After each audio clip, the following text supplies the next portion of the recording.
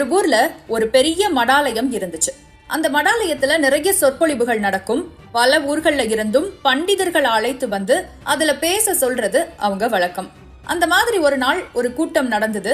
தலை சிறந்த பண்டிதர் ஒருத்தர் அங்க வந்து பேசிட்டு இருந்தாரு. அன்னைத்த தலைப்பு சுயநலமா இருக்காதே அப்படிங்கிறது. அந்த தலைப்புல ரொம்ப அழகா பேசினாரு பண்டிதர். ஆனா எதிர்பாராத விதமா அந்த பேச்சுக்கு நடுவுல கணீர்னு ஒரு குரல், அதுவும் ஓங்கி ஒலித்த ஒரு சிறுவனின் குரல். ஐயா, நீங்க சொல்றதுல எனக்கு உடன்பாடு இல்ல, நீங்க சொல்ற கருத்து சரியானதும் இல்லன்னு தைரியமா சொன்னான் அந்த சிறுவன். பண்டிதருக்கு ஒரு மாதிரி ஆகிருச்சு. அவர் ரொம்ப பெரிய ஆளா, அவரை யாரும் அந்த மாதிரி எல்லாம் பேசினதில்ல. எங்க போனாலும் ஆமாங்க சரிங்க ஆமாங்க சரிங்க மட்டும்தான். அதனால அவருக்கு அந்த சூழ்நிலையை சமாளிக்க தெரியல. அதே நேரம் மடாலயத்து நிர்வாகிகள் வர்றாங்க, சிறுவனை அப்படியே கூட்டிட்டு போறாங்க. சிறுவனுக்கு என்ன தெரியும்னு சொல்லி சமாளிச்சு அந்த சொற்பொழிவை தொடர உதவி செய்றாங்க. சொற்பொழிவும் நல்லபடியா முடிஞ்சிச்சு. ஆனா அந்த பண்டிதரால அங்க நடந்ததை ஏத்துக்கவே முடியல. யார் அந்த பையன், எதுக்காக இப்படி சொன்னான், இத சொல்ற அளவுக்கு அவனுக்கு என்ன தகுதி இருக்கு, அவனுக்கு என்ன ஞானம் இருக்குன்னு யோசிச்சு யோசிச்சு தூக்கமே வரல. அதனால மறுநாள் நேரா மடாலயத்துக்கு போறாரு. நிர்வாகிகள் கிட்ட கேக்குறாரு, சிறுவனை பத்தி விசாரிக்கிறாரு. அப்பதான் அவங்க சொல்றாங்க, அவன் நம்ம மடாலயத்துக்கு பூ கொண்டு வர பையன்தான். தெருவுல பூக்கடை வச்சிருக்கான், படபடன்னு பேசுவான், பொடி பையன், அவன் சொல்றதை எல்லாம் கண்டுக்காதீங்க. ஆனா பண்டிதரால அப்படி விட முடியல. அவர் நேரா தெருவுக்கு போனாரு.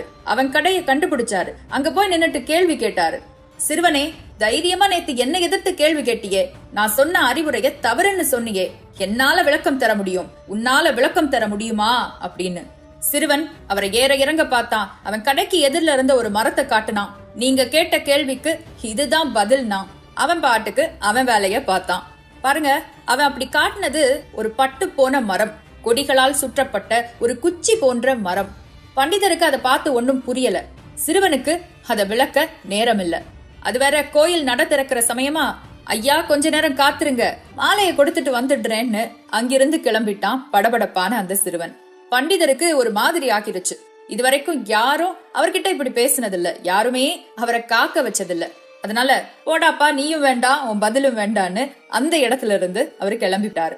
ஆனா அந்த இரவும் அவருக்கு தூக்கம் வரல. அவன் பேசிய பேச்சும் காட்டிய மரமும் அவரை தூங்கவே விடல. அந்த கேள்விகள் அவரை என்ன செய்து பாருங்க. அந்த ராத்திரியில அவரை நடக்க வைக்குது, சிறுவனின் வீட்டுக்கு போக வைக்குது, பூட்டிய வீட்டின் கதவை யோசிக்காம தட்ட வைக்குது. அன்னைக்கு கதவை திறந்தது அந்த சிறுவன் இல்லங்க, அந்த சிறுவன் அந்த வீட்லயே இல்ல.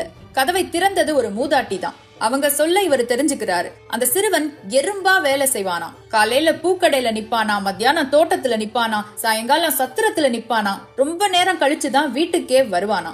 அது தெரிஞ்சதும் தான் தாமதம். அவருக்கு ஆச்சரியமா இருந்தது. அவனை பத்தி மேலும் தெரிஞ்சுக்க ஆர்வமாவும் இருந்தது. இந்த இடத்துல பண்டிதர் சிறுவனை பற்றி கேட்க மூதாட்டி அந்த சிறுவனுடைய கடந்த காலத்தை சொல்ல ஆரம்பிக்கிறாங்க. சிறுவனின் கடந்த காலம் இதுதான். ஒரு 3 ஆண்டுகளுக்கு முன்பு வரைக்கும் அந்த சிறுவன் தன் தாய் தந்தையோடு சந்தோஷமாக வாழ்ந்து வந்தான். அவன் தாயும் தந்தையும் ரொம்ப நல்லவங்க, எல்லாருக்கும் உதவி செய்கிற மனப்பான்மை கொண்டவங்க. அவங்க தனக்காக வாழ்ந்ததை விட உறவுகளுக்காகவும் நண்பர்களுக்காகவும் வாழ்ந்ததுதான் ஜாஸ்தி. இப்படி இருக்க ஒரு முறை நெருங்கிய நண்பர் ஒருத்தர் வந்து உதவி கேட்டாரு. தன் தொழிலை மேம்படுத்த ஒரு தொகை வேணும்னு சொல்லி லட்சக்கணக்குல பணத்தை கடனா கேட்டாரு. இந்த குடும்பத்துக்கிட்டயோ அவ்வளோ பெரிய தொகையெல்லாம் இல்ல. அவர் கேட்ட தொகை அவங்க தகுதிக்கு அடங்கியதும் இல்ல. ஆனா அந்த சிறுவனுடைய அப்பா எப்படிப்பட்டவரு, தன்னை நம்பி வந்தவங்களுக்கு ஏமாற்றத்தையே தராதவரு. தங்கிட்ட யார் எது கேட்டாலும் தன்னால முடிஞ்ச அளவுக்கு செய்து கொடுத்தவரு. அதனால அவர் ஒரு முடிவு செய்யறாரு. அந்த பெரிய தொகைய ஒருத்தர் கிட்ட கடனா வாங்கி தன்னுடைய நண்பருக்கு கொடுக்கிறாரு. எல்லாம் ஒரு நம்பிக்கை தான், நண்பன் தானே திருப்பி கொடுப்பான்னு. நம்ம நல்ல விஷயத்துக்கு தானே உதவி செய்யறோம், அந்த உதவி நம்மளை காப்பாத்தும்னு. ஆனா அவர் நினைத்தபடி அங்க எதுவும் நடக்கல. நாட்கள் கடந்ததும் வட்டி தொகை சேர்ந்து கடன் பெருகியதும் தான் மிச்சம். இந்நிலையில் எந்த நண்பருக்கு இவனுடைய அப்பா கடன் வாங்கி கொடுத்தாரோ அந்த நண்பர் தொழில் நஷ்டமாக்கி தன் குடும்பத்தை காப்பாற்ற வேண்டி குடும்பத்தோட ஊரை விட்டே ஓடி போயிட்டாரு. கடன் தொகை மொத்தமாக இந்த சிறுவனுடைய அப்பா தலையில வந்து விழுந்துருது.